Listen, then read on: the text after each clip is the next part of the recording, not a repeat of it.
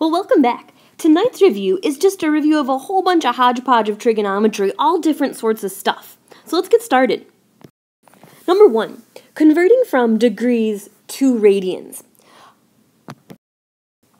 Well, we have a very simple method for this, and it's basically you just say, what is the one I want? I have degrees and I want radians.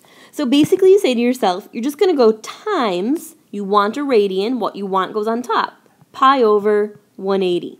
Okay, notice it's times. There's no cross multiplying. There's no equal signs. It's times pi over 180. And their pi goes on top because a radian is what you want. All right, we've got 2 quick examples. Number 1, let's convert 30 degrees to radians. So I just simply rewrite my 30 degrees down, and I say I want radians, so it's always times pi over 180. Okay, now, this is very simple. Basically, I'll say to myself, I could use a calculator, but I know the zeros are going to cancel. And I know 3 goes into 3 once and into 18 6 times. So basically, on top, I have a 1 and a pi, and 1 times pi, of course, is just pi. And on the bottom, I have 6. So I would say my answer in radians is pi over 6. And hopefully, that's a pretty common one. You should know 30 degrees is pi over 6. Okay, 270. I'm going to do the exact same thing. I'm going to take 270, and I'm always going to say times whatever I want. I want a radian, so pi over 180. And I'm going to do the same thing. I'm not going to grab my calculator. I'm going to cancel a few things. The zeros are gone for sure. And then I'm looking for a number that goes into both. And 9 pops in my head right away. 9 goes into 27 3 times, and 9 goes into 18 twice. So now I just take, again, what I have left on top. So I would say that's 3 pi all over 2. And again, I picked a pretty common one. 270, 3 pi over 2 is on our unit circle. Now let's go the opposite way. Convert from radians to degrees. And again, I just highlight the one I want. I want degrees, so I'm always saying times something. Degrees would be times 180 over pi. Okay, and again, there's no cross multiplying. It's times something. Now, these are probably the most 2 common questions on our exam, part 2, more than number 1 here. But let's start with number 1. Again, I want to convert this to degrees, so I'm just going to write down what I had, 3 pi over 4, times, and I want degrees, so 180 over pi. Now, you'll notice I have a pi on the top and a pi on the bottom, so those cancel. And I'm going to start to divide.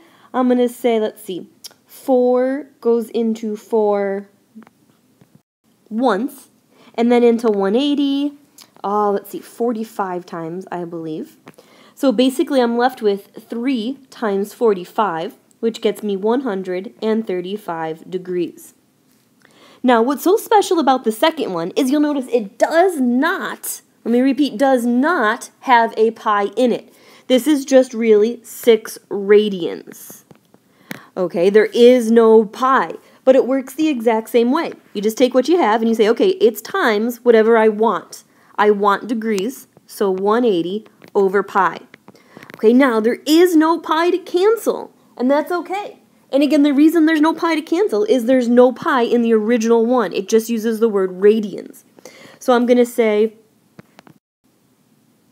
180 times 6 gets me 1,080 divided by pi.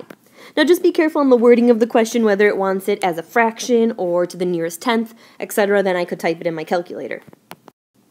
Alright, arc length. Again, another very common question on our exam. This too has a formula you should know. Now I just want to be clear on what we're talking about when we even say arc length. So let's start with a circle. Okay, the whole way around creates the circle or the circumference of a circle. Now an arc is a piece of that, kind of like a piece of pie. Okay, so let's get this picture drawn, and let's be very clear. The distance here, this rounded edge, is called your arc. Okay, it's a piece of a circle, or a piece of pie.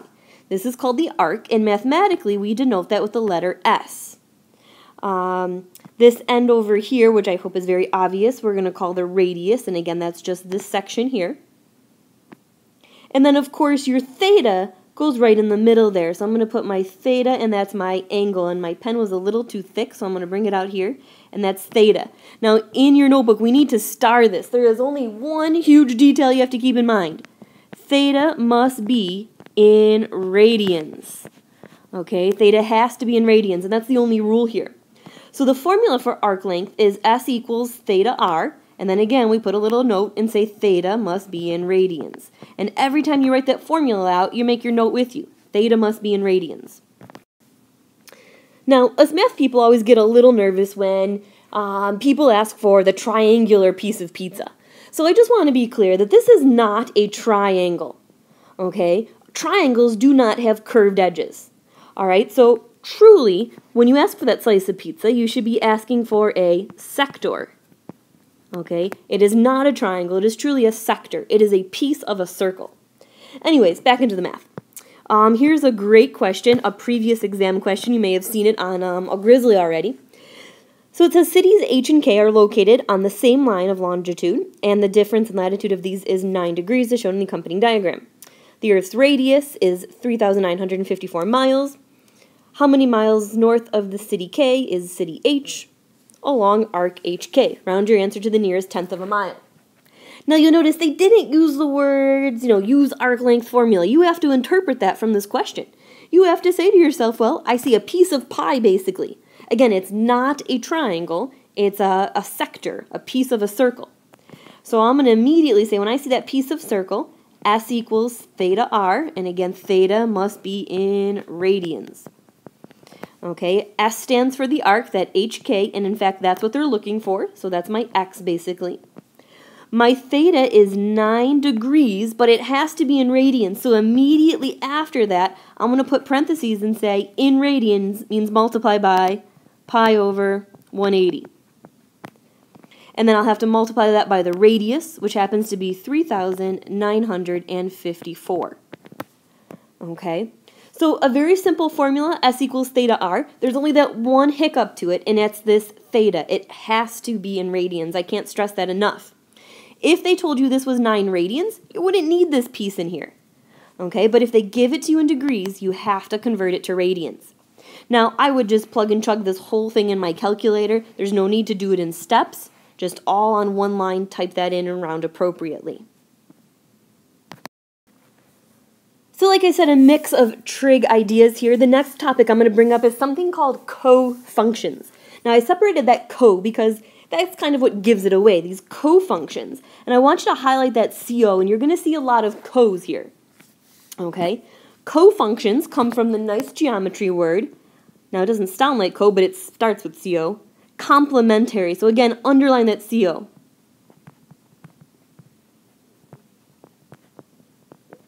Okay, co-functions are complementary. Now, there's a group of co-functions, and they're pretty easy to find. They basically all have to start with co. So for example, co-functions would be sine is a co-function to who? Basically say the same word, but throw the word co in front of it. So sine, then I'm going to say cosine. So sine and cosine are co-functions. If I said the word tangent, now throw the word co in front of tangent, and who do you get? That would be cotangent. So that means tangent and cotangent are co-functions.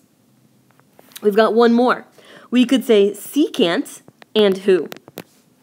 Well, again, just put the word co in front of it, and that's cosecant. So those are your co-functions, and the rule is they're complementary. And hopefully, you recall that complementary just means you add up to 90 degrees. So co-functions are complementary. We've got two nice easy problems. Number one, notice all they're going to say is solve for x. They're not going to tell you they're co-functions. Okay, so that you just have to say to yourself, I see a sine and a cosine. That means co-functions. So basically, just take both pieces, 2x minus 1 plus 3x plus 6, add them up, and set them equal to 90. Co-functions are complementary. So that would get me 5x plus 5 equals 90. So 5x equals 85. And x equals 17. So it's a very simple problem once you recognize what a co-function is. One more quick example. Again, they're not going to tell you what to do. You just have to recognize the words tangent and cotangent. So again, co-functions. Let's just set her up.